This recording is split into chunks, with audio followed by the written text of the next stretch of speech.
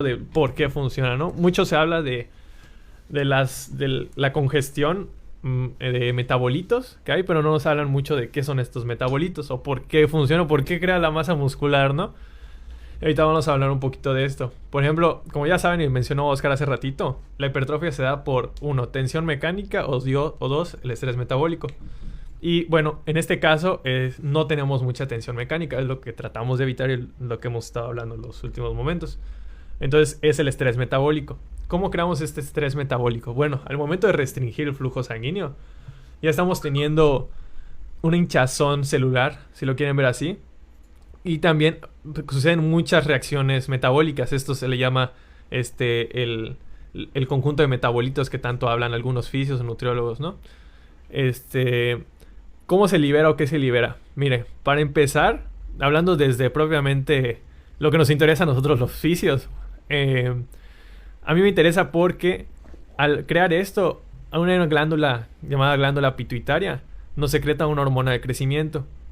Y esta hormona de crecimiento, junto con una molécula llamada factor de crecimiento similar a la insulina, se la señaliza y entonces ayuda mucho a la síntesis de colágeno tipo 1. Y esta es la más prevalente en los tendones. Entonces, yo como terapeuta, si quiero prescribirle ejercicio a alguien que tiene alguna tendinopatía, que hay diferentes fases de la tendinopatía, pero suponiendo que tiene una tendinopatía, no puede levantar cargas y por eso está perdiendo masa muscular. Y a mí me interesa que tenga masa muscular porque ya sabemos lo importante que es para la función. Entonces yo le aplico esto, ¿no? Para intentar que pierda lo menos posible o más bien que retenga lo más de masa muscular que se pueda. Y a la par de que también está creando mucha síntesis de colágeno. Y esto a su vez está reparando el tejido que se habrá dañado en algún momento. Entonces estoy haciendo una buena terapia. ¿Vale? Ahora, eso es en parte de los tendones, ¿no? Ahora, en parte de los diabéticos, que de hecho es un artículo muy interesante que nos habla de todo esto. ¿Cómo ayudar a los diabéticos? Bueno, aquí es liberada una cascada, ¿no? De señalizaciones, las células satélites. Las células satélites. Esa es la de la hipertrofia. Ahorita vamos a hablar de eso también. Por ejemplo, les dije que libera una hormona llamada hormona de crecimiento. Muy bien. Esta propiamente, junto con la testosterona, hasta hace poco se decía que estas dos solitas hacían la hipertrofia. O tenían mucha relevancia en la hipertrofia. Pero se ha visto últimamente que en varios artículos que solamente estas dos en la sangre no crean hipertrofia. De hecho, se han hecho estudios justo al terminar de hacer el ejercicio y no muestra realmente mucha mejoría en la hipertrofia, solamente que hay altos niveles de estas hormonas. Pero ¿qué pasa? Si están solas, no son por sí mismas una fuente sólida de hipertrofia, pero si se juntan con otras o las señalizaciones que hacen estas, entonces sí puede dar una hipertrofia, vaya, secundaria, no propiamente de estas hormonas. ¿Cómo qué? Por ejemplo, este factor de crecimiento similar a la insulina ¿cómo se llama? Hace que se adhiera una célula satélite a la fibra muscular y hace que crezca. ¿Cómo se crea o cómo se estimula la célula satélite? Que es muy importante para la hipertrofia. Bueno, pues nosotros al hacer esta congestión metabólica en el segmento, se crean unas especies reactivas de oxígeno. Estas a su vez nos hacen crear un factor de crecimiento de hepatocitos. Y este factor de crecimiento de hepatocitos con el factor de crecimiento de la insulina hace que se pegue y entonces hace que se estimule la célula satélite y se pega a la fibra muscular y hace que cree la hipertrofia. Entonces es una vía de hipertrofia bastante buena. O sea, de ahí viene el fundamento del BFR, ¿no? La base fisiológica. Que esto se crea, hace una especie reactiva de oxígeno, esto activa el óxido nítrico, esto me desencadena el factor de crecimiento de hepatocitos y entonces hace que la célula satélite se adhiera a la fibra muscular y entonces, boom, ahí tienes tu masa muscular. Y la verdad a mí me impresiona bastante y es una vía por la cual no está agarrando la vía llamada mTOR, que muchos conocemos o que muchos fisios o nutriólogos conocen, que es una vía metabólica y casi todos nos agarramos de ella, que es cuando levantas altas cargas. Entonces es otro método para crear hipertrofia sin estimular esta vía, que tiene sus pros y sus contras esta vía metabólica, pero ya otro día hablaremos de ella. Ahí ustedes pueden investigar por sí mismos lo que es la mTOR. Algo que acabas de decir que es sumamente importante, y qué bueno que lo acabas de mencionar, porque hay muchas personas que están como locos comprando su precursor de testosterona y todo esto. Yo llegué a una época en la cual, antes de entrar a la nutrición y estar un poco más metido en lo que es el deporte, yo compraba mis precursores de testosterona, pensando que iba a quedar como un toro, ¿no? O como un búfalo. El rollo de todo esto, como acaba de decir Ariel, es que la testosterona de manera natural por sí sola no nos va a crear una buena hipertrofia muscular. Se han visto artículos, inclusive comparando pesos libres versus pesos, ejercicios aislados versus pesos, ejercicios multiarticulares. Y se ha demostrado que generan la misma hipertrofia, pero al final los ejercicios que son multiarticulares generan más testosterona. ¿Qué quiero decir con eso? No importa hasta cuál vayas a hacer. Si tú quieres aumentar tu cantidad de testosterona, pues ya sabes cuál te va a funcionar. Pero no quiere decir esto que vas a generar mejor hipertrofia en comparación de los ejercicios aislados. Entonces, sería muy loco en decirte, ¿no? O sea, no estoy aumentando tu masa muscular, pero sí tu testosterona, agradéceme, ¿no? Entonces, sí. O sea, ¿qué me importa? ¿Qué me importa? ¿Qué me importa tu masa muscular? Ya tienes más testosterona, agradéceme, ¿no? Entonces, son cosas que tenemos que empezar a descartar. Algo que es importante, todas las personas que están escuchando, cuando nosotros hacemos ejercicios de fuerza, tanto como los BFR o cualquier tipo de ejercicio de fuerza, hacemos que la vía de señalización de la insulina sea un poco más digerible, por así decirlo, para nuestro músculo, y esto hace que se pueda transportar de mejor manera la glucosa, lípidos, o sea, varios sustratos que tenemos en nuestro cuerpo, ¿no? Entonces, por eso se ha demostrado que los ejercicios de fuerza funcionan a la hora de hacer una intervención con personas que tienen insulina, personas que son diagnosticadas con diabetes o que tienen triglicéridos altos, colesterol alto. Resistencia a la insulina. O resistencia a la insulina, porque esto hace que el hígado ya no tiene que estar chambeando demasiado y en vano. De ahí viene la resistencia a la insulina. Cuando nosotros tenemos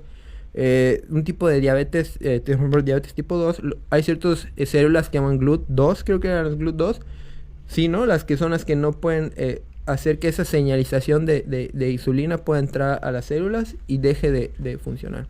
Entonces es una estrategia más. Por eso, yo quiero aclarar algo. Había un artículo que leí, un metaanálisis, donde hablaban de comparación de ejercicios, ¿no? O sea, utilizaban los ejercicios aeróbicos y ejercicios de fuerza. Y hablaba de este metaanálisis que los dos tenían el mismo beneficio en personas que no habían hecho ni un tipo de actividad física. Entonces, si tú es una persona que vive con diabetes y no has hecho un tipo de actividad física, te conviene hacer ejercicio, es una buena intervención, no importa si es ejercicio aeróbico o fuerza, te conviene. Pero al final, el que tú hagas ejercicio de fuerza va a mejorar un poco más esta capacidad de poder utilizar la glucosa o los lípidos en sangre para poder utilizarlos como energía. Entonces, una estrategia más que considero que se debería empezar a implementar. Claro, sí se han hecho muchos estudios con simplemente ejercicio de fuerza sin esto, sin el BFR, y ha tenido buenos resultados en diabéticos. Ahora, ¿por qué se planteó la estrategia del BFR? Por esos diabéticos que tal vez no puedan cargar lo suficiente como para crear estas adaptaciones buenas al ejercicio y utilizar como se debe ser la glucosa, ¿no? Entonces, se utilizan los BFRs para crear para activar una vía metabólica llamada AMPK. Esta AMPK reacciona cuando los niveles de ATP están muy bajos, muy bajos. Entonces dice el cuerpo, ok, tengo que activar esta vía metabólica para que me cree más ATP. ¿Y cómo lo hace? Hace algo llamado biogénesis mitocondrial. ¿Qué quiere decir esto? Que quita las mitocondrias viejas y las reemplaza por nuevas. Entonces para mí es wow, porque literalmente hace fábrica de energía y lo renueva.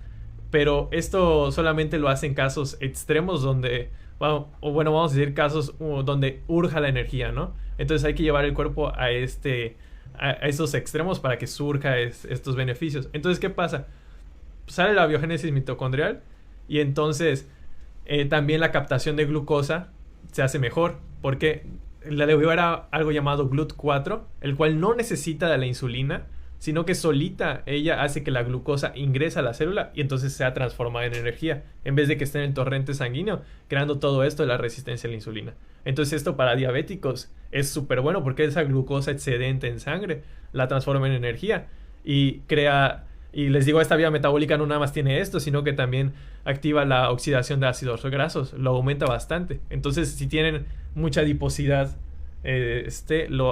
mucha adiposidad, hace que reduzcan las tallas, hace que mejoren su desempeño y que sean un factor de riesgo que sea un factor de riesgo que ya no sea preocupante, perdón, ya no sea preocupante para riesgos cardiovasculares, ¿no? Entonces eso se traduce en más vida, prácticamente. Esto de la AMPK es una ruta metabólica muy, muy buena. Y algo que quiero recordar, bueno, también me imagino que, no he leído algo, pero me imagino que también ha de funcionar.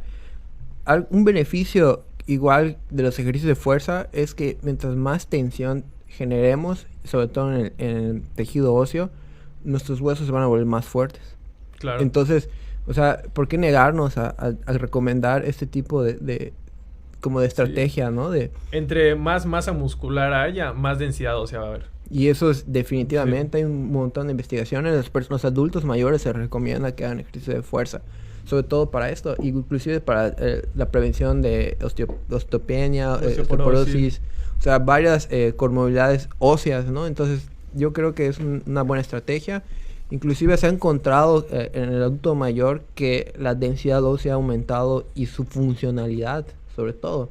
Estas personas, al tener ya una edad completamente avanzada, dejan de hacer movimientos neuromotrices naturales como el equilibrio o poder agacharse o ciertas situaciones que les impiden ser hasta cierto punto funcionales. Sí, por la sarcopenia. Es lo que quiere evitar. De hecho, se ha hecho estudios en ya muchísimas poblaciones. Eso en personas, como dice Oscar, de gran o de ya edad avanzada. Se utiliza el BFR para evitar la sarcopenia. Entonces prevalece la masa muscular hasta ya un poquito más avanzadas. Y es hasta cierto punto mejor y más sano. Les digo, mucho tiene que ver las vías metabólicas que activa y no activa el BFR. Por eso es tiene beneficios muy similares a que tú cargues nada más el peso, pero sí es diferente. No es lo mismo. O sea, trae los beneficios, pero ciertas cositas varían. O sea, tú cuando cargas cuando cargas pesado, estás activando una vía metabólica del mTOR, el cual sí es muy positivo, crea masa muscular y todo, pero se relaciona un poquito con menos longevidad. En cambio, la AMPK se correlaciona un poquito con más longevidad. Y aparte me estás diciendo que voy a tener masa muscular. Suena bien. Sin embargo, les digo, no es para todos. Hay que hacer protocolos de seguridad. Por ejemplo, ahorita les voy a leer unos protocolos que también me pasaron y leí en algunos artículos, para que no sea nada más yo lo voy a aplicar con quien sea porque ya escuché que son buenos para diabéticos y no veo que otros secundarismos o comorbilidades tenga.